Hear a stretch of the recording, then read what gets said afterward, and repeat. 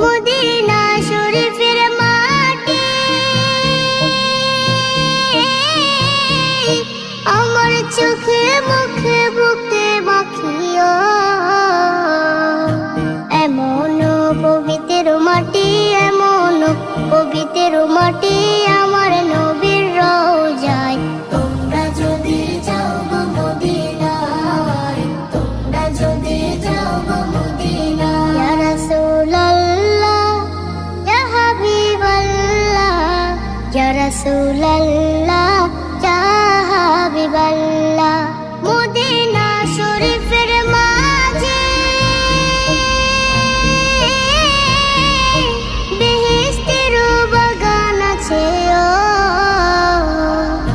সেই বাগানে শুয়ে আছেন, সেই বাগানে শুয়ে আছেন প্যারা নবী মুস্তাফা।